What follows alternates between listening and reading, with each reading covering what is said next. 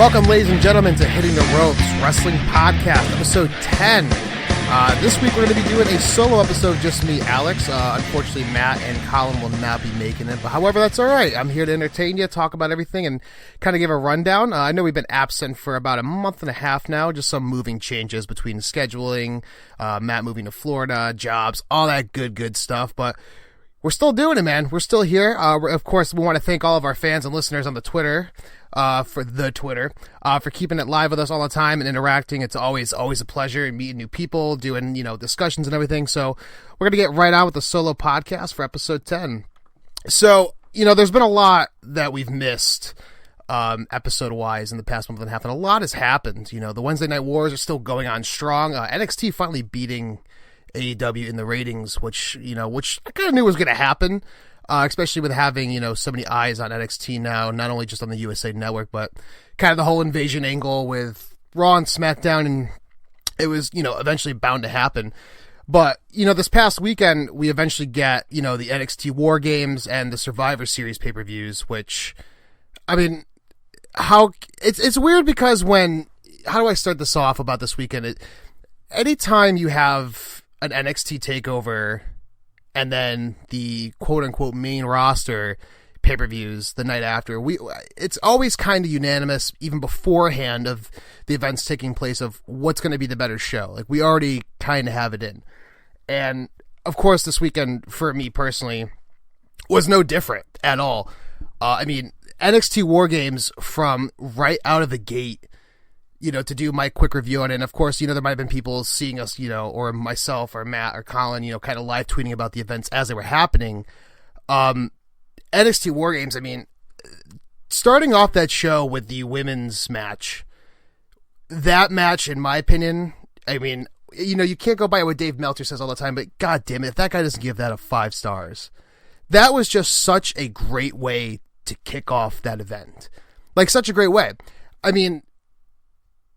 You can talk about, just entrances alone. When Io Shirai came out, I don't know about, like, you guys at all, but her entrance alone gave me fucking goosebumps.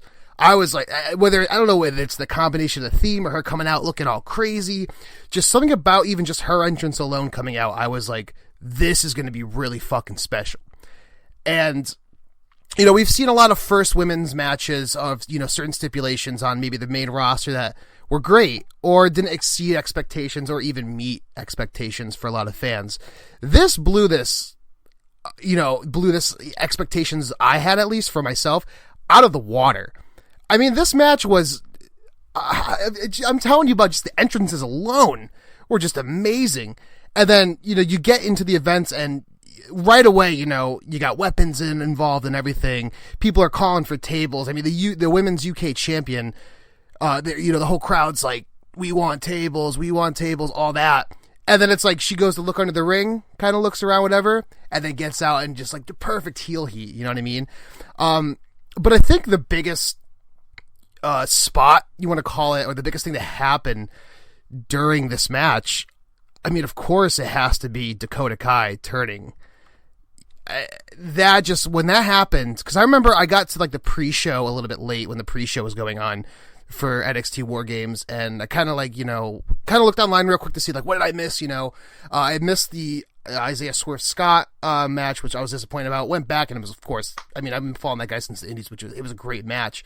But then it said, Mia Yim was out of the War Games match. I kind of anticipated we weren't going to get Mia Yim, especially after that match she had with, on NXT this past week. It was just brutal. The blood coming out of her nose, everything. So I kind of expected she was going to be injured. The reports were going around and everything. And then it was, they say Dakota Kai's coming in, and I'm kind of watching it. I'm kind of going through it really quick on Instagram as the match is starting to happen for War Games. I'm like, okay, this will be cool. She's getting her push now and she's back. That turn I did not expect at all. And it's kind of funny because I saw some meme on Instagram that was along the lines of, it was like a comparison photo of like DIY when, Tommaso turned on Gargano, and then Dakota Kai and Tegan Nox, and it was something along the lines of, man, Chicago's a bad fucking place to, go into, a War Games match or just a takeover with your, best friend. That spot alone you would not expect that during a War Games match, because you're like, all this is happening, like, wow, this is, a historical moment, first women's, War Games match, and then all of a sudden that happens, and my jaw dropped. I was just like, holy fucking shit, what is going on? So did not expect it. And the whole match itself, I mean, the spots that were happening, even just alone with the trash cans, a lot of people give, as far as weapons go, if you want to be a wrestler, they're like, oh, trash cans, whatever, I don't give a shit about them. I mean, the way Rhea Ripley was just throwing those things around and just getting at people in the face, even I was like, that's gotta hurt. Holy shit. But it was a great match overall, and I think, the last men's War Games match was awesome. It was going to be great. But in my opinion, the women's match just stole the show away. I mean, and especially to go right away on it was just absolutely crazy. So then we go into the triple threat match, and the triple threat match I thought was a good match. It was it definitely picked up, towards maybe the middle, towards the end, maybe the second, third act around there. I mean, it was definitely like we needed a cool down match. The crowd at least, needed a cool down match from, coming straight from the women's, War Games match. It was great to see that. I was hoping Pete Dunne would win. I mean, he's been, kind of waving the flag around for NXT in the European countries for a long time coming. And I was, I had a feeling he was going to win. If not, I definitely wanted Killian Dane to take that W for sure. But see, it was great technical action. I mean, Damian Priest, his outfit, kind of an homage to Scott Hall and Kevin Nash. I thought that was just fucking awesome and looked so cool on him. So we get to that match. It was great technical wrestling.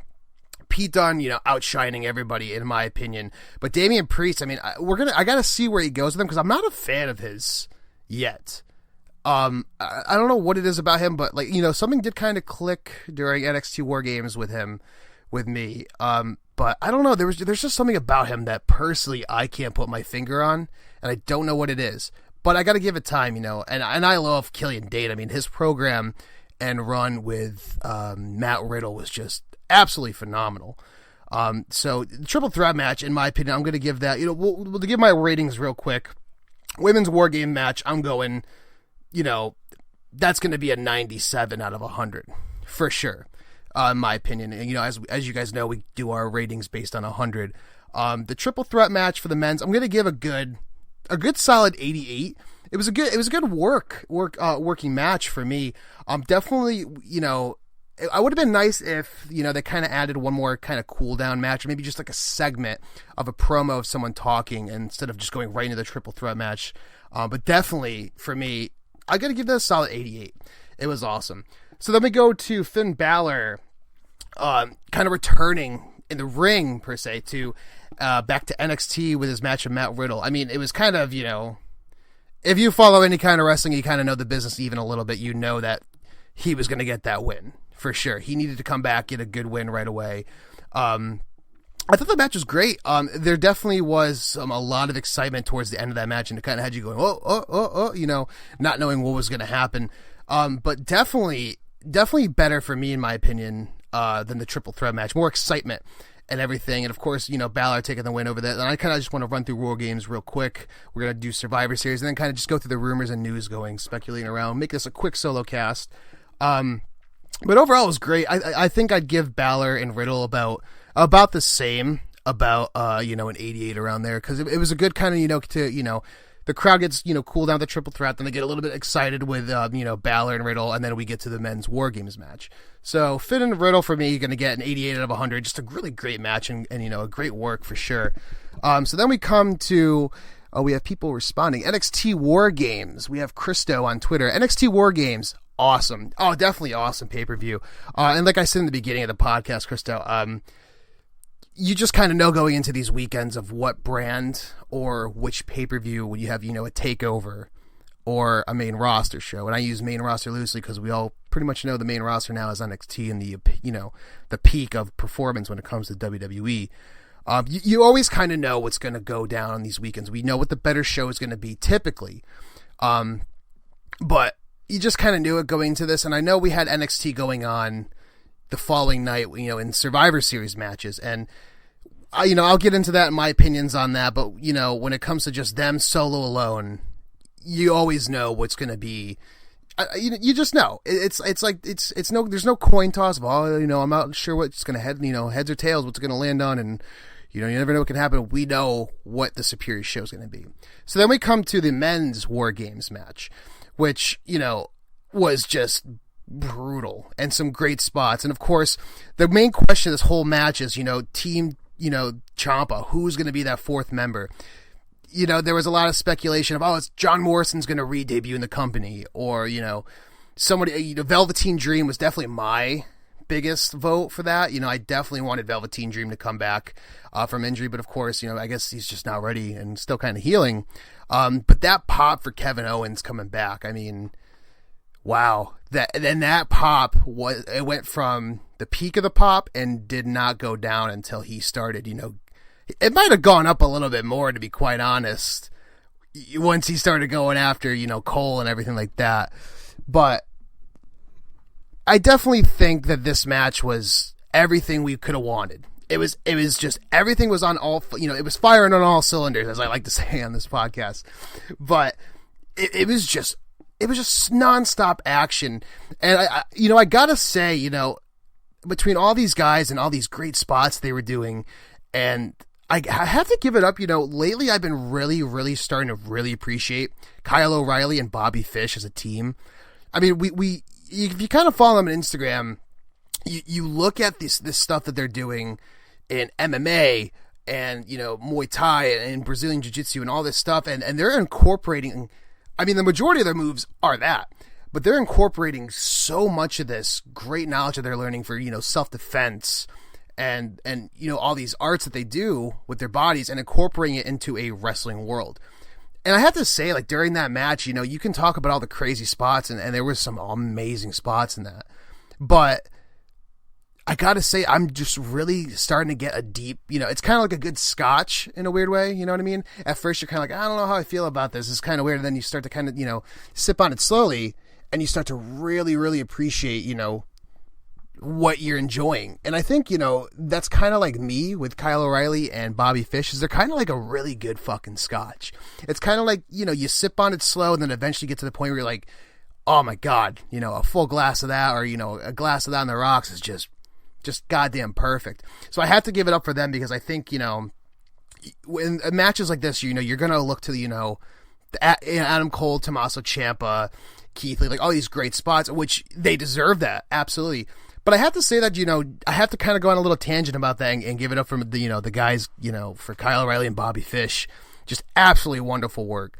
I think one of the best spots, and I didn't notice until the day after when I went on Reddit, was when KO comes in and he goes to stun Adam Cole, and Adam Cole blocks it, spins him around, throws him towards the ropes. It was the exact same spot as Austin versus Michaels at WrestleMania 14, like the end of their match when Stone Cold becomes, the first time for him, WWF champion. And I didn't see that until right the next day, and I was like, oh my God, because that's just, an awesome homage for sure. Because obviously, if you've listened to a lot of interviews, Adam Cole works pretty much, I wouldn't say exclusively with Shawn Michaels, but a majority of his time is being coached by Shawn Michaels. And it's funny, when I heard that interview, you can definitely start to see it in these shows. He's doing he's always been a great storyteller, I think, but the way he's starting to kind of work the injury angles and start to kind of work within the storylines and the poetry of, past like spots that someone may have done that he's going to be prepared for and be ready for that. He's doing a phenomenal job. And I think in this, especially this match overall, he showed a lot of that. I mean, you talk about that ending spot with him and Tommaso Ciampa on the top of the cage going through the tables. I had a feeling, it's funny because, Adam Cole's always going to the top of the cage. I kind of saw a couple of memes about it the next day. It's like, oh, he's always going to the top of the cage. But to take a bump like that, I mean, the last time he went to the top of the cage was with Gargano. In that, like, 3 Stages of Hell match, I believe it was. And you see that happen, and you're just like, dude, like, I don't know what was more rough, was that spot or this one, because he just took the brunt of this, ending spot all on his hip. And I was watching that, and of course, we see, Britt Baker from AEW, his, significant other in the crowd, just like, holy shit. And I saw that happen, and I was like, okay, like, is he dead? Like, is he actually dead? he took the brunt of that bump just on that one hip, and it was just absolutely an amazing match. So to kind of give my, ending score in War Games for the men's match, or the main event as you want to call it, it's so hard because, the women's match, I already gave a 98, 97 around that one. And, for the men's one, I'm going to have to go 95 out of 100. That's going to get a solid A, borderline A+. Just a phenomenal match overall. And you just knew that within these two matches, they were going to be gold. I knew that the women's War Games match was going to be absolutely phenomenal.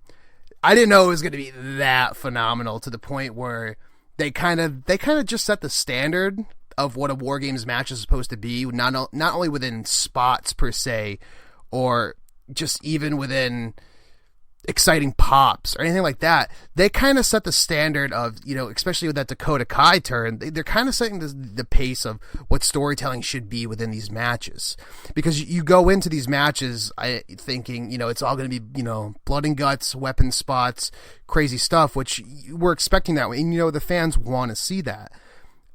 But so much of that women's match was storytelling, and especially that Dakota Kai turn, no one saw that coming, and at the least expected moment. So I got to give it up. The women's War Games match is definitely, in my opinion, going to be the match of the night. So then the next night, of course, we go to Survivor Series. I had high hopes for Survivor Series. It wasn't awful. It wasn't bad at all. I don't know if you guys, the listeners or our Twitter followers, fans, whatever you want to call yourselves, grapple heads, as Colin would say. I miss you, Colin. I kind of gave my, grade of the show at the end of it last night. I gave it a 7 out of 10. We'll kind of run down everything real quick and, do it a little bit match by match, or kind of, just touch on the matches that I think are important. It wasn't a bad pay-per-view. Not at all. Just there was something, I don't know if it was because War Games may have outdone what we were going to see within, Survivor Series. I don't know if it was, I really can't put my finger on it, but it kind of felt like, and this is my opinion, this isn't Matt's opinion or Colin's opinion. Like I said, this is a solo podcast, but for me personally, this just felt like there's a couple matches that felt like a pay-per-view match, and then there's a lot of other matches on this card that just felt like Raw matches, or like fillers for Raw. And I know that's pretty harsh to say, and I'm not saying like Survivor Series has to be as good as Survivor Series, but you know what? I'll take that back. We talk, I'm sure, I don't know if you guys have seen, there's kind of like a docu-series on the network about NXT and them kind of, this is about 2015, 2016 around there. It was right before WrestleMania 32. And I remember after they got done with TakeOver Dallas, Triple H said, holy shit, I told you guys to, give the main roster a run for their money. I didn't say to outdo them. Like, you guys just set the bar. And I kind of feel like, I don't know whether it's Vince or the agents booking these matches for the main roster pay-per-views. I'm sure it's a combination of both and creative. But these War Game matches and these TakeOver matches, it's exceeding what the main roster can do. And I don't know if it's because, and I tweeted about this as well with my grade last night. I kind of said these matches on Survivor Series seemed very micromanaged. They just seemed too safe. I'm not saying everything has to be a no disqualification or, run-ins all the time or weapons used all the time. But just something about this pay-per-view besides the men's match and somewhat of the Lesnar match and the women's Survivor Series match. And I say men's match, meaning the Survivor Series match. It just felt very micromanaged, and I don't know, the word safe comes to mind. Kicking off the show, we had Lio Rush versus Kalisto versus Akira Tozawa for the Cruiserweight Championship. This, eventually Lio Rush goes over, wins, and gives NXT their first point, if you will, for the night. I actually enjoyed this match a lot. I'm starting to become a really big fan of Lio Rush and a lot of his past work, especially that, I think it was a week or two ago when he had the Cruiserweight match with Garza. I mean, that alone I think could have been, that's a classic NXT match. I don't feel like it's going to get a lot of recognition later down the road. I'm going to remember that match for a long time. That match with Garza was absolutely phenomenal. And then you get to a match like this where you have Kalisto and Akira Tozawa, and these guys can work. These guys can do just as much, if not more, than Garza. And it just felt tamed. I don't know what it was. And of course we get Lio Rush. Like I said, Lio Rush gets the win, gives NXT their first point. They're doing a point system for the whole pay-per-view. Next we have the Viking Raiders, New Day, and Undisputed Era. Once again, it just, it felt tame. There was something about this match, and, of course we get Undisputed Era getting, the crowd's in favor of them, which of course I loved. I was loving it a lot. But again, it felt very tamed. And it was weird because I know this is a Chicago crowd. I mean, they were popping hard for the men's match, the women's match, and the Lesnar match. It felt like to me, like, even during the Adam Cole-Pete Dunne match, the crowd wasn't even into it. I don't know what it was. It didn't feel like a Chicago crowd. I mean, you go to WarGames the night before, that was a Chicago crowd. That was, a lot of the hardcore fans coming out. But, you even get, like, it just didn't feel right. Something about this pay-per-view felt very off, and I'm not sure what it was. So to kind of run down a couple matches, the Women's Survivor Series elimination match, really, really awesome. Really, really awesome. I mean, just a lot of good work, and especially from, I think, Sasha Banks. She outshined a lot of people. I was loving the spot with Io Shirai. And hold on 1 second. My computer is freaking, no, never mind. Here we go. So I love this spot with Io Shirai. It was just, and Kairi Sane. It was just absolutely awesome to kind of see that storytelling going on. Of course we get Rhea Ripley getting the pin, and, the women's NXT team prevails, giving another point for NXT, which I thought was awesome. Then we get to, let me touch on a little basis here. The Fiend versus Daniel Bryan. I love this match. It's weird because I kind of feel like a lot of people have been saying the Fiend, as far as Bray Wyatt's new character, hasn't been having a lot of good matches per se. I'm not sure why that is. I mean, there is the controversy with the Hell in a Cell, which I didn't like at all.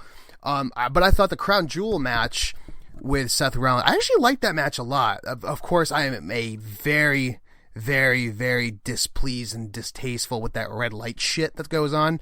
I can't stand it. There's a couple people that say, the red light gives the Fiend energy, or it's supposed to make him scarier. Dude, when you had the Fiend come out for the first time at SummerSlam against Finn Balor, and then the regular lights turned on, that was awesome. You got to keep that in my mind, quite honestly. This match, though, was, as far as the Fiend character goes, the Fiend versus Daniel Bryan Survivor Series was one of the top matches of the night, bar none. There was a lot of good technical wrestling. You had, kind of, what was it? I think it was Daniel Bryan doing the yes kicks, and then Bray goes down, then he pops back up, then he pops back up, then he pops back up. I thought the finish with the mandible claw was a little, meh. I'm not sure if I'm liking the mandible claw as a finish. I kind of would rather see the Sister Abigail kind of go down with that. But overall, I think, as far as the Fiend matches go, he's starting to kind of, make his way through to maybe Aleister Black at WrestleMania. I don't know where it's going to go with the Fiend, but everyone wants to see Aleister Black versus the Fiend. But I think it's going to be kind of a long storytelling to go with that. So then to go on to the next match to kind of touch base on, let's just go right into the Men's Survivor Series match. I thought this match, the elimination match, was absolutely phenomenal. I think, in my opinion, and I know this is a lot of people's opinion because he was trending as well, Keith Lee, oh my God. You can't say enough wonderful things about that motherfucker. He shined like a fucking star. He was already a star, but as far as a star in the casual fans' eyes, or the people who don't watch NXT, or not in the hardcore fans' eyes, that casual audience, last night we witnessed a star be born. And granted, yes, he's been on the main roster for this Invasion angle and everything, but as far as an actual match goes that people are going to be watching and have all their eyes on, it's weird because I thought maybe that would have gone towards Matt Riddle, Ciampa, around there. That was my main thought was, okay, it's definitely going to be Riddle's going to get the spotlight, or Tommaso Ciampa, something along those lines. But to see Keith Lee, oh, I mean, dude, I was absolutely in awe, and I'm kind of weirded out, not weirded out per se, but I'm kind of like, I don't know how to feel about this, but that match should have closed the night. In my honest opinion. We'll get into the women's match, in my opinion, on it and everything like that. But I don't know what it was, man. It's just something about Keith Lee last night. And maybe it's the way they booked him, because he's kind of a big guy. Vince, loves the big guy gimmick and all that. But I don't know, man. We witnessed a star be born last night. You witnessed something so magical and so, like, I don't want to say, like, oh, he could never do that, or never. Maybe I know he, like, all these superstars have potential. But I remember the first time I saw Keith Lee, and it was at NXT TakeOver 25, and they were kind of filming for, the dark matches per se, the pre-show. But when he performed then, I was kind of like, okay, I know who Keith Lee is. I'm like, wow, he can actually move in the ring. Cool. It's cool to see this guy in person. Then, of course, we get into the program with Dominic and Dijakovic, and that just was it blew everything out of the water. You're like, holy shit, this guy is a 300-pound plus guy, but he moves like a middleweight.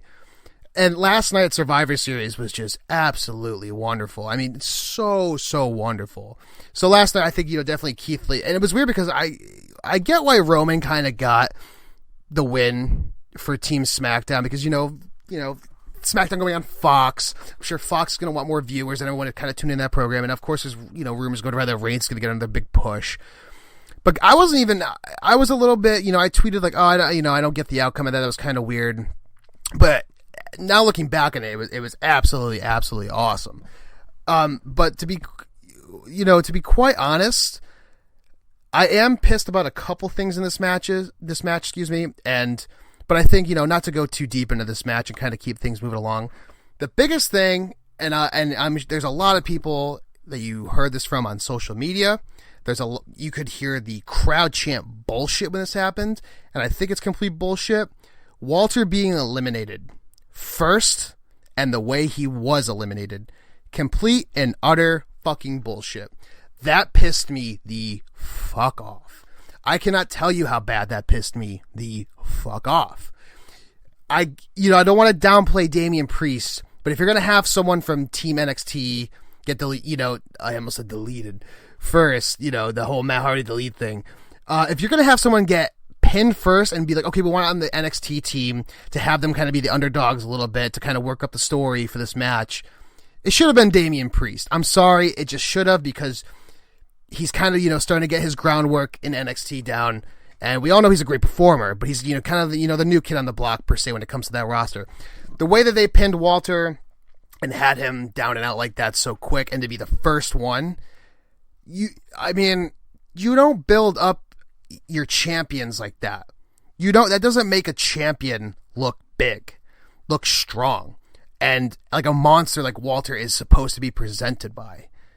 I mean, you had this guy, I think it was within the first 3 minutes of the bell ringing, he was out. Kind of like, come on, Vince. Come on, creative. Come on, agents. Come on, everybody like that. That is just complete and utter bullshit. You have a NXT UK brand who maybe not a lot of people are watching right now. I'm not saying the ratings are bad. I actually don't know their ratings or what they get how many people stream them on the network. We know they're great workers. We know they're phenomenal. But really, like, you're going to want to build up a champion like that and have him, especially when he went against Seth Rollins on Raw. That pissed me off that, all of a sudden it's Imperium versus all these other guys in the Street Profits. That even I was like, what? Like, just have Walter go out there. Prove that he is your UK champion, and he's going to, he's going to destroy all them. And we didn't get that. And I'll kind of, I'll rest my case on that for sure and kind of digress from it, but I had to get that out. But overall, this match was awesome. I'm going to give the men's Survivor Series match, I got to give it a 90 out of 100. It was a good, solid A-, most definitely. And, to kind of go back and give the women's Survivor Series elimination match, I think I'd give that a good 88, 89. I'll go 89 on that. It was almost as good, if not just as good, as the men's match. So I was very happy about that. Next match I want to touch on, of course, is the WWE Championship. match with Brock Lesnar and Rey Mysterio. This was a no holds bar, no disqualification. Apparently Rey Mysterio is going to strike down Brock Lesnar with a pipe, which I was like, okay, out of all weapons, you're using a weird pipe. Cool. Going into this match, and I'm going to touch on this really, really quick. This match didn't feel like a WWE Championship match. I don't know what it is. I don't know, maybe it's because it's, Lesnar's not around as much, or the championship has kind of been devalued. I don't know what it is, but this did not feel like a championship match to me. I definitely knew that, Lesnar was going to go over and win and everything like that, but this match I actually loved. I think, in my opinion, this might be the best Brock Lesnar match we've seen since 2003, 2004. Maybe not as much storytelling in that, and maybe a little bit quicker than those matches. But this was awesome. This was just a lot of fun. This wasn't just a one and done thing. The run-in with Dominic, the double 619 was absolutely awesome. I mean, the crowd came unglued. The crowd was, woke up, and it was awesome. And like I said, I'll go on the record and say this, and that, for my opinion, best Lesnar match since, 03-04. Absolutely awesome. I'm going to give Lesnar and Mysterio, I'm going to give this match, I'll go 88. It was just fun. It was good work by both, and especially cool to see Mysterio's son Dominic do a frog splash, 619 with his dad, get the chair shot on Lesnar, which I was like, oh, okay, like they're actually going to do that. So that was super, super, super, super cool. And then to get into wrap up, kind of the Survivor Series, very quick rundown of a few matches. We come to the Women's Champions match. We have the Raw Women's Champion Becky Lynch, the man. We have SmackDown's Women's Champion Bayley, which I loved her headdress kind of piece she was wearing last night. I thought that was a really cool touch and everything. And of course we see the AEW kind of weird conspiracy theory going down. And then of course we have Shayna Baszler, NXT's Women's Champion. This match for me, and these are all great workers, I am very, very happy and satisfied. I'm satisfied that Baszler came out on top. I think that's the way they should have gone with it. They should have kept her kind of her undefeated streak, or not streak so much, but how much of a monster she is going. This match, however, I don't know what it was, man. I don't know if it was just because we had watched a 5-hour kind of show. I don't know if it was because the crowd wasn't into it. I don't know what it was. I mean, I heard a few AEW chants going on, and of course the CM Punk chants going on during this match.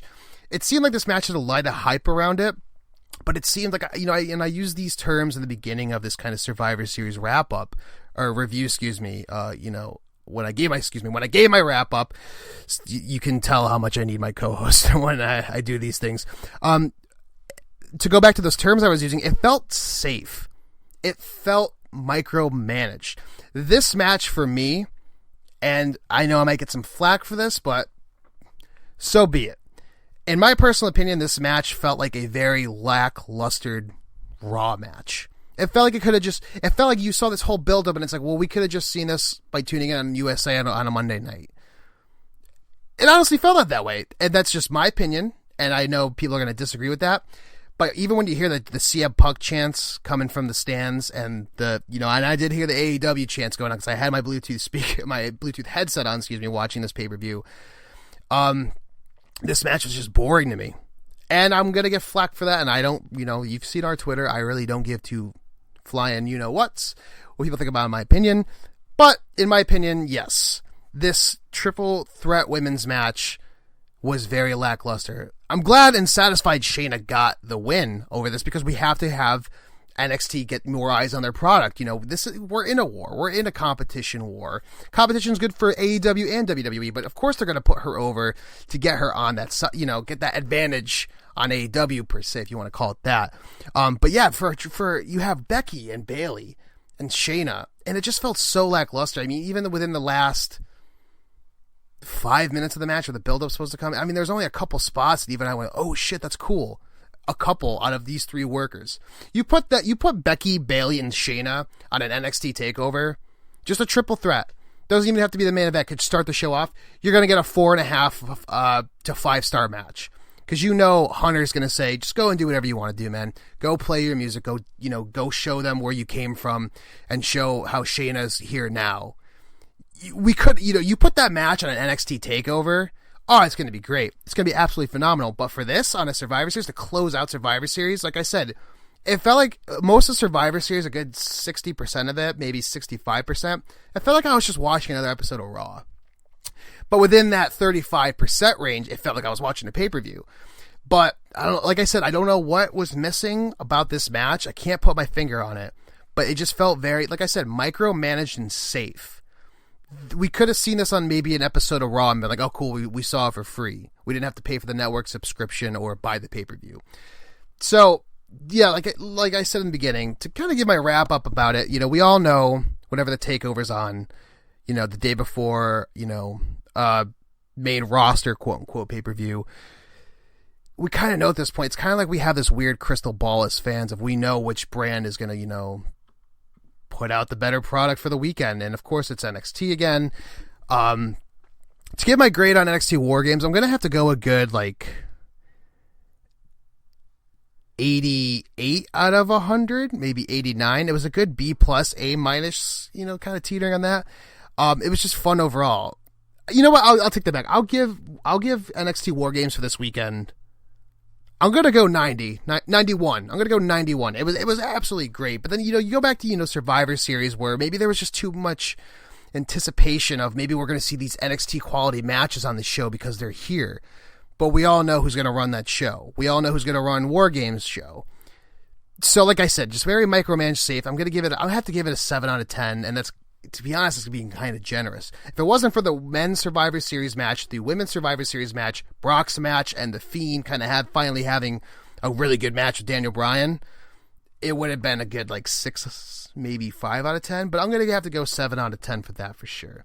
So then, to kind of wrap that up for the weekend, I'm going to, you know, let's talk about some rumors, some news going on recently as of today, Monday, you know, November 25th, 2019, 11/25/2019. So we had Mauro Ranallo calling as lead commentator, as he does always for NXT on, you know, War Games. His absence the next day, to me, I was kind of like, okay, why is it, you know, Mauro on this show? It's Survivor Series. They're having the Survivor Series announcers going on. So apparently what happened is we have Corey Graves giving some criticism to Mauro Ranallo via Twitter. And I kind of want to get into this a little bit and kind of talk about what I see it as and my interpretation of it, you know, whatever you may have. But so here's the tweet we get from Corey Graves. Quote, "Just for the record, guys, I know you wouldn't know it, but there's an actual WWE Hall of Famer and former Ring of Honor champion commentary. I'd imagine they have a lot to offer. Hashtag NXT TakeOver War Games." Then we get kind of a reply down here. I don't know if this is going to be into it. It says, "I just turned on NXT TakeOver. How many Chicago rap references has Mauro made so far? Corey's response, far, far too many." Now, as we all know, Mauro is a very big proponent of, you know, mental health. He suffers from a lot of these mental health issues. Bipolar rock and roller, his documentary, which was phenomenal. I highly suggest you guys go check it out. I know it's for free on maybe his website. Just Google. You can definitely watch it for free. It's weird because we see these tweets from Corey, and we all know as fans who the best announcer in WWE is. It's Mauro. I think maybe Corey with this tweet, and this is just, you know, kind of playing devil's advocate here. I'm not sure, you know, I may be going into uncharted territories, but whatever. I think maybe he was kind of, you know, building that I'm the better announcer than you. It's Survivor Series, brand supremacy, kind of, you know, trying to make a little bit of warfare out of this. But I'm not really sure what we got here because I don't know if he's taking a knock at Mauro or not, but the backlash that came from this was just absolutely crazy. I mean, I won't go into the whole Jim Cornette thing that's happened. I'm sure a lot of you have your opinions on it. I'm sure a lot of you have discussed with a lot of people. I mean, you kind of seen what our, you know, kind of take was on it, where I was like, okay, good that he's out of NWA, whatever. We won't get into that. But there was a lot of people comparing the situation to the Jim Cornette kind of fiasco that happened. There was a lot of people saying, you know, how dare Corey Graves does this? Like, we know that Mauro has a lot of mental health issues. He deals with this. And to update you guys, the last thing I saw about this earlier today as of this recording was Mauro Ranallo had gotten rid of his Twitter or deactivated it or what have you. So even I was like, whoa, that's pretty fucking crazy, and it just seems like, I don't know how to kind of put my finger on it. I've had a couple people ask me, what are your opinions on it? And I can't really say because it's all open to interpretation. You have people on one side saying, this was obviously just kind of an angle kind of thing. Corey just trying to build up to something. Mauro's got to get thicker skin. He knows he's the best announcer in the game, whatever. Then you have people on the other side saying, well, Mauro, he has these mental health issues. He's very vocal about this and how much it affects him. So why would Corey Graves go after it? And I kind of want to get, I've had a lot of people's takes on it, but I can't really say my take on it because it was one of the things where at first I was like, I thought was, okay, it's just Corey Graves kind of trying to play the whole brand rivalry thing that's going on right now between the Survivor Series weekend. But then on the other hand, you kind of see the replies of everything, and I wasn't sure if he was trying to keep it kayfabe or if he was just being serious. It's a hard thing to kind of discuss because you really don't know, especially in this business, what's real and what's not. And a lot of people just say stuff on social media all the time without us digging down into the truth, and it comes on the dirt sheets. But it's just a very strange thing. And I think, even just us all as fans, we can definitely appreciate that Mauro Ranallo he's the best. He is absolutely the best in this game. You're going to have a lot of people say JR is, I'll go on the record and say personally, I think Mauro Ranallo is better than JR. I grew up with Jim Ross as one of the best announcers, if not the best announcer of all time. He is pretty much the voice of my childhood. I will go on the record and say Mauro Ranallo is 10 times better than JR. I'm sorry, he just is. And I love Jim Ross and his old calls that he did when I was growing up. But for some reason, Mauro Ranallo, to me, he just takes the cake. And I won't give, I can't really give an opinion on this whole Corey Graves situation. But it's one of the things where you kind of have to praise Mauro because he's just the best, in my opinion. But at the same time, it's like, I kind of feel like it was just Corey Graves trying to, kayfabe it a little and kind of do the whole brand kind of rivalry thing. But man, I just don't know because especially when you see that Mauro deleted his account or deactivated it, whatever you want to call it. I don't know. It's so hard to say because I think it's one of the things where it's hard to say because after watching his documentary and his journey, to help people with mental health and what he's gone through himself, it's hard to be like, man, like Corey, like you probably shouldn't have done that. And I think, I think that might just be my opinion is like, yeah, you're trying to kind of, you're kind of trying to do a little jab, maybe try to say like, oh, Beth Phoenix and Nigel McGuinness are on the team too. Give them a chance to talk. But you have to understand at the same time, Mauro's the best in the game right now. And also at the same time, he's your lead commentator. He's your lead commentator. He's going to talk more. They're going to want him to lead. They're going to want him to talk more. Excuse me. And yeah, it's going to go over Beth and Nigel a little bit more. It's just going to have to be that he's the lead commentator. And I get what Corey was kind of going for. If this is a kayfabe kind of storyline, he's just trying to, start on Twitter or whatever. But at the same time, it's like, dude, like, people like Mauro, and I don't mean to, and that's not a knock towards him, but people who struggle with mental health issues along those lines, they don't know that. Sometimes they don't know that it's a knock or just you trying, or excuse me, not a knock. Excuse me. They don't know that it's just kind of like you trying to like do the whole rivalry kayfabe thing. Sometimes it's going to be taken seriously. And, Corey is getting a lot of backlash, but maybe he just didn't understand that to the point where, you have all of social media going, dude, like, people with this illness sometimes can't tell the difference. And maybe if they even know the difference, it might get to them in another sort of way. So I don't know, man. It's just one of the things where I had to touch on it because to me, it's just, man, like, I don't want to sit here and act like, oh, Mauro Ranallo is gone forever, but at the same time, it's like, I really hope that Mauro knows that's, he's a future Hall of Famer, dude. He is. And in my opinion, my favorite announcer I've ever listened to as far as watching matches goes on. It's weird because he's a future Hall of Famer. Mauro Ranallo is a future Hall of Famer.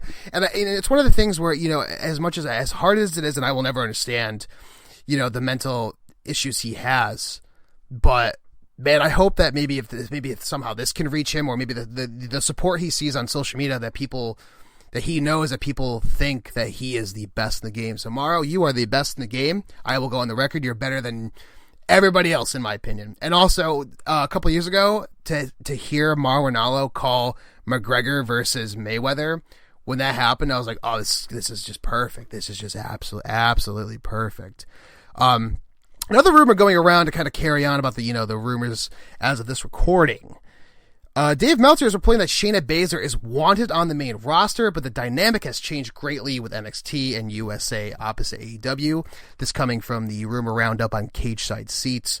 I would love, and that's another thing that I actually did not touch on because I wanted to get this within this rumor. So last night's Survivor Series, we see the end of the match, Shayna Baszler taking the win over Becky Lynch. And then we have Becky Lynch attacking her at the end.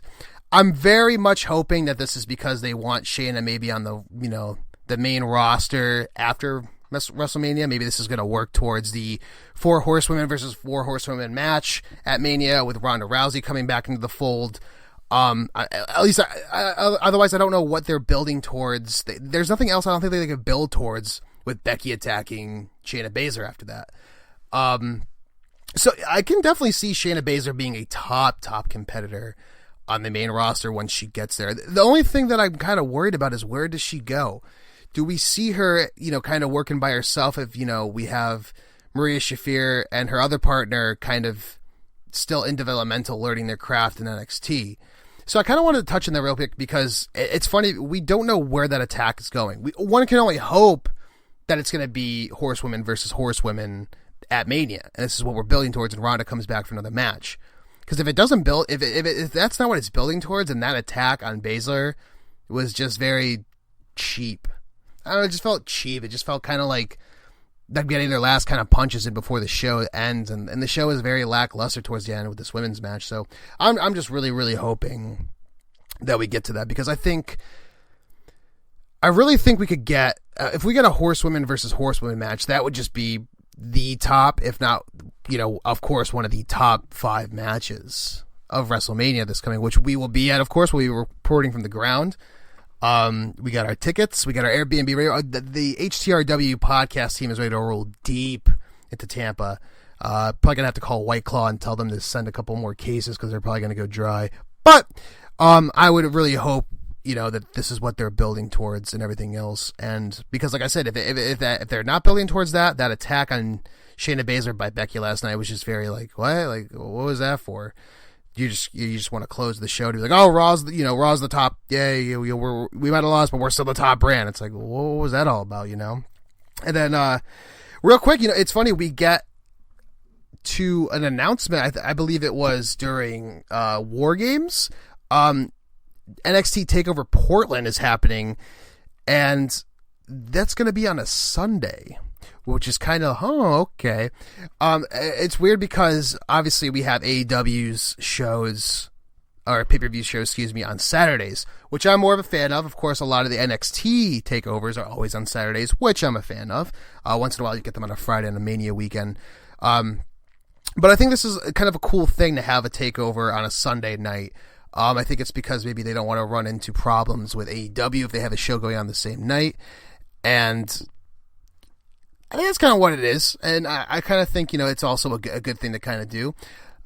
Checking our Twitter feed, WrestleMania, we want Aleister Black versus The Fiend. I really, really want that. Thank you for our comments and everyone interacting on Twitter right now live. I think The Fiend versus Aleister Black would be great at WrestleMania. I think it was one of the things where a lot of fans, and I'll admit this, I'm kind of guilty myself of this, wanted Aleister Black and The Fiend right away. It just seemed like a perfect match. And it is a perfect match. And I'm sure it's going to happen down the road because, the fans want it, and I'm sure they'll give the fans what they, want. I would hope so. I mean, it doesn't seem like they really are nowadays with a lot of things. But the thing is that I feel like if we get The Fiend versus Aleister Black at WrestleMania, it's going to be great. It'd be kind of weird because I'm not sure if it's going to be for the Universal title. Do you give Aleister Black that title right away off a match like that? because, he's having his whole, who is the one who knocks and all this going on right now. But it just seems like you got to put him in a few little small angles first, because it just seems like we're not getting that right now. It just seems as if, like, I don't know how to put this really, but if you put Aleister Black just doing vignettes and promos every single week, and then all of a sudden he's just against The Fiend, but we have no kind of action going on ring-wise with Aleister Black, it's just going to seem kind of like, okay, well, he could have done this all along, but he just waited. So I am hoping we get that at WrestleMania with The Fiend and Aleister Black, because first of all, our podcast team's going. We're going to be there in person. The seats are great. It's going to be fucking awesome. But at the same time, if even just from a fan's perspective overall, you want to see someone like Aleister Black, who's that dark character, go against a demon dark character like The Fiend. It's just a perfect match made in heaven. We're going to get it. We all know we are. It's just a matter of when, what time, what circumstances. Is it for the title? Is it not? Yada, yada, yada. There it is. So to kind of run around that's kind of the solo cast going on right now. Like I said, we've missed a lot over this past month and a half of not doing a podcast or a live stream. But like I said, due to conflicting schedules, moving around, things like that.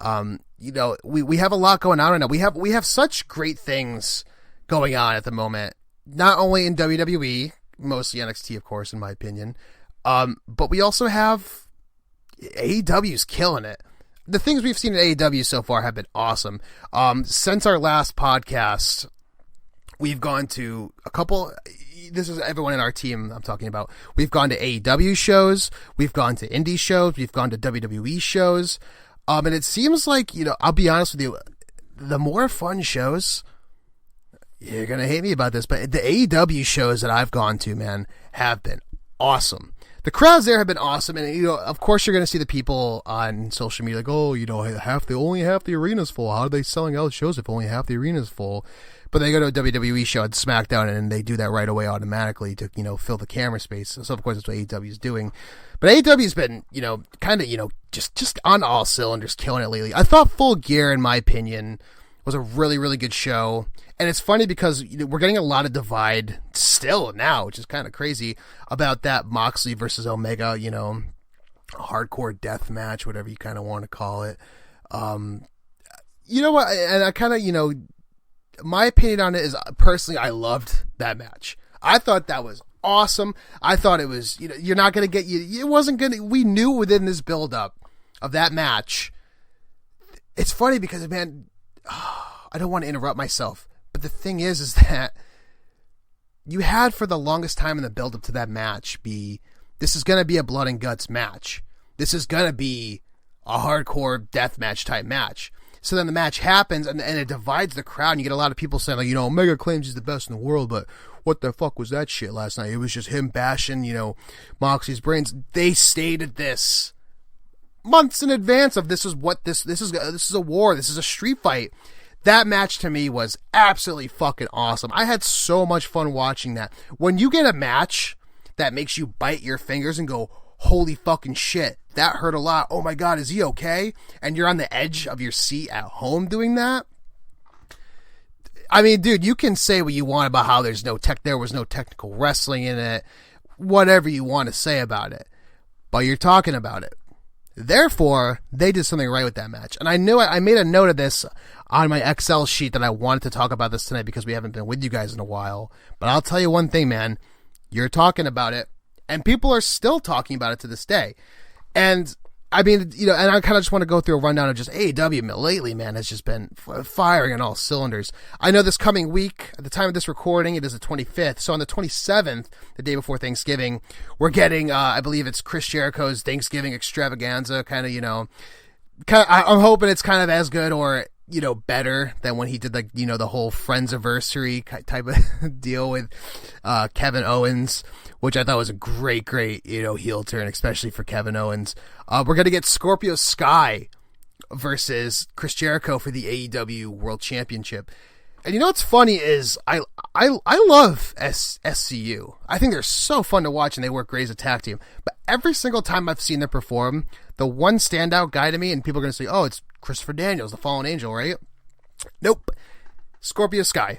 For me, Scorpio Sky has been nothing short of just awesome. The spots he does, what was that one? I think it was maybe their first round match. It was their first round match when the Lucha Brothers came out and attacked SCU, and then Scorpio Sky stepped in for Christopher Daniels, and he's performing with one shoe on, and someone throws the shoe back, and he's only taking his shirt off. The dude performed like nobody's business. And say what you will about how SCU won the AEW Tag Team Championship with, the roll up. Yeah, even I thought it was kind of like lackluster. Like, oh, that's how you're going to win it, whatever.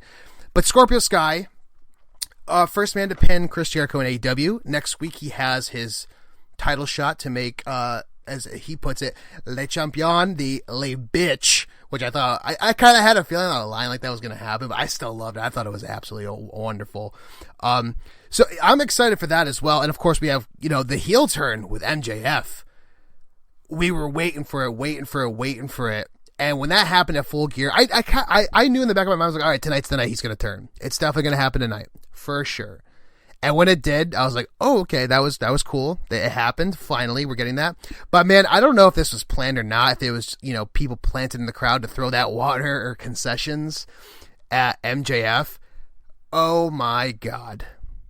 Awesome. And if it was real, he's got that real heel heat. And I think he already does have that real heel heat, that classic kind of, territorial vibe of you're going into a city and, you hear all these road stories about, the guys back in the old days of the territories where they were kayfabing it so hard that they would, they would go to a territory or just an arena and people would like stab them or some crazy shit like that you would just hear about and you're like, that real heel heat does not exist anymore at all. Oh, I beg to differ because MJF is that guy. I remember when that happened at Full Gear, I was like, I have to go on Pro Wrestling Tees right now because and buy something of his. I've loved MJF for months and months and months now. But when that classic heel heat with that concession throwing at him on the ramp happened, I was like, if I don't buy a t-shirt right now, like, I'm a fucking idiot because this is the classic heel heat going on right now. So I think, one of the things is I've getting a lot of questions on Twitter lately of like, do you see him as a champion yet? The thing is about MJF is I see him as a champion, but to be quite honest with you guys, I don't know how to put this really. Right now, we don't have kind of a mid-card championship within AEW, which I'm hoping maybe they'll get a television championship going or, a United States Intercontinental type of deal going on within their mid-card for a championship. I don't see MJF as the AEW world champion until maybe 2021. I see MJF being so notable that if AEW makes a mid-card title, make him the inaugural champion. Put him to get that championship and hold it for a whole year. Get that real heel heat going. I think that would be absolutely perfect because you got to understand, MJF's only like 23, 24 around there. This would be, if you gave him that mid-card title as the inaugural champion AEW, just let him do his thing, man. Just let him fucking run with it. Because we also haven't seen a lot of MJF in the ring as well. I think that's a good suggestion, to be quite honest with you. If AEW is going to put this inaugural championship in,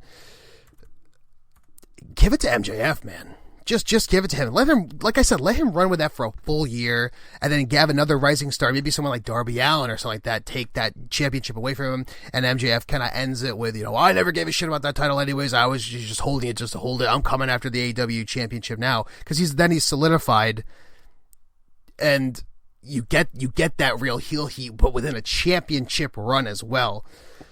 And I can't talk more enough about how much I love that old school heat, man. I mean, like I said, who knows if those people planted at Full Gear were employees of AEW that threw the water at him or whatever, but when you see stuff like that happen, you're like, you see shit like that happen, and you're like, man, I'm so glad I am a fucking wrestling fan, because that is just the coolest shit you'll ever see. I think, what else should we touch on AEW? I'm kind of doing a solo cast here, guys. It's weird to be like talking to myself, and this is going to be on Spotify, Apple, Podbean, and wherever else you get your major podcast from. But But man, it's such a great time to be a fan. It's weird because like, I get asked a lot, you know, are you an AEW guy or are you a WWE guy? Well, to be quite honest with you, I'm a little bit more of an AEW guy just because it's exciting to see a product that's new come out and exciting to see something, you know, in its infancy and ground up, per se. But man, it's funny because, you know, a lot of times I'll watch AEW live and then I'll go watch NXT after. And I'm so tired after AEW because if you're watching these great matches and you're like, man, like, okay, I need a break, you know, maybe go eat some food, whatever. And then you're like, all right, I'm going to finish, you know, I'm going to watch NXT before I go to sleep tonight. And NXT has me on the edge of my seat. And then I'm up till 2 a.m. going like, what the hell did I just watch? I just watched 4 hours of great wrestling. And man, like, how do you not think it's such a great time to be a fan? And I've gotten a lot of, you know, maybe not older people. I don't want to use the term older people per se, but I'm getting a lot. I've seen a lot of people on social media lately saying, well, it's not the Attitude Era. It'll never be like the Attitude Era. And I don't want it to be like the Attitude Era. I don't want it to be, I don't know. It just like right now we're seeing, you know, you see the great angles of the Attitude Era and how great those promos were and everything like that. We're getting that now within in-ring action. So it's kind of, it's going from like the greatest promos of all time, the greatest segments of all time. Okay, let's take that energy and transfer that over to in-ring action instead. And we'll tell that story within an in-ring, you know, match performance, would you say? And we're seeing it in its infancy. We're only week 8, 7 around there into the Wednesday Night Wars, if you want to call it that. But man, as a fan, we're just seeing some great things. To kind of go over my power rankings, you know, obviously we always have Matt, Colin, and myself do our power rankings, if you want to call it, the over the top, you know, I forgot what they call it. Something hitting the ropes rankings. I don't know. I know Matt's going to listen to this episode and kind of be cringing right now. Like, oh dude, what are you doing? I'm lost without my co-host, people, but we got to get content out somehow. Just to kind of run down a couple of names real quick. Leo Rush for me has been on my top 10 in the past couple weeks. Him, when he was Bobby Lashley's manager, I was like, get this dude the fuck off my TV. This guy is so annoying. They're giving him the worst scripts ever. I don't want to hear this guy talk like this. It's just so, anything Bobby Lashley's been doing the past year and a half has just been, I'm like, oh, poor Bobby Lashley. Just leave the company and go back to MMA, man. And it's not him. It's just the stuff they're giving him is just absolutely atrocious. This Lana Rusev storyline, for me, is top 5 worst storylines of all time. It is just fucking awful. But besides that, I digress. I go back to my original point. Leo Rush for me in ring, especially that match with Garza that I talked about earlier, absolutely wonderful. This guy is just absolutely killing it. He is just like, I'm so glad to see that he went from that role as Lashley's manager to a guy that can hold his own in the ring against even just, you know, even in a triple threat match. I mean, what more do you say about that? You watch that match with Garza, and as much as I'm praising that, I'm going to, you know, I sound like a broken record. You watch that match and you're like, you know, how could they have stuck this guy as a manager / talking piece and not have him do anything? He blows you away with the stuff he can do. And even within his storytelling too, not just his in-ring stuff, his storytelling within the ring is amazing. So, you know, I have to give it up to him for sure. And another person that has been surprising me a lot within AEW, the other promotion, Marco Stunt, when he stepped in, you know, in replacement of Luchasaurus, because Luchasaurus, you know, becoming injured, eventually, you know, now we have him back. But man, when he was against the Lucha Bros and a couple other matches too, oh my God. I mean, Marco Stunt is not just, you know, yeah, he's supposed to be, and you know, this, I don't want to say comedy act, but that's kind of his shtick. Is, you know, oh, he's, you know, the smaller guy, we're going to toss him around a lot. That dude held his own with Pentagon Jr. and Rey Fenix. And it was absolutely wonderful. I have to give props to Marco Stunt for that. It was just, the stuff, and it's funny, I actually went back on some of the stuff he was doing in the indies. And even I was like, dude, this guy is fucking awesome, man. Got to give it up to him for sure. So I think, you know what, I think that's going to do it. I think, you know, I've been doing this for an hour, which I didn't think I could do this. But I want to thank everybody on Twitter. Of course, you can follow us at HTRW Podcast on Twitter. You can follow me on social media, Twitter and Instagram at Couple of Tatos. That is TAYTOS. Of course, you know, Yo Cali for our co-host Matt. You can find his links. I think it's Yo_Cali. And then, of course, _project for Colin. You can find all the personal stuff in our bio on Twitter. So just want to thank you guys again for listening. Episode 10. Hopefully next time I'll have my co-host with me. If not, I think this kind of could be a regular thing of me, doing the solo cast just to keep the content going and everything. Other news, of course, as I kind of announced earlier on this podcast, we have our WrestleMania tickets. Yes, the HTRW Podcast team will be live in Tampa for WrestleMania. Will we be at NXT TakeOver? Well, we're hoping. We're going to try to get those tickets. But as far as the main show for Mania goes, oh, baby, we were going to be there. It's actually going to be absolutely wonderful. I know a few of you were asking about it on Twitter we asked who else is going, and a few of you responded. So I'm going to try to get a kind of a meetup going, guys. Kind of maybe a pub crawl, maybe get some dinner, meet some of you guys, meet our listeners and fans. It was absolutely made me feel joyous when you guys responded and said, oh, you guys are going? I'm going too. You should do a fan meetup or something along those lines. We will be planning that. And I cannot thank you enough for doing this and continuing to support our podcast and Twitter through, even though this absence of a podcast. Like I said, we haven't been doing content except for live tweeting events, for the past month and a half due to scheduling and moving conflicts. We're back. We are back. I want to thank you for sticking with us. It absolutely makes us feel wonderful that we have fans interacting with us and even want to meet up with us on Mania weekend. So we're going to get something going. Of course, that's not till April. So we got a good, 5 months around there. But I am going to get something going for that to meet all you guys. I know Matt and Colin are going to be stoked to meet you guys as well. We're going to have, a few of their buddies are coming out to the show too. So it's going to be absolutely awesome. So thank you guys again for listening. Episode 10 of Hitting the Ropes Wrestling Podcast in the books. Episode 11, Colin might join me. Matt might join me. Might be by myself. Who knows? But we will be back next week with a new episode. Maybe even later this week. Who knows? Thank you guys again for listening, and we are out.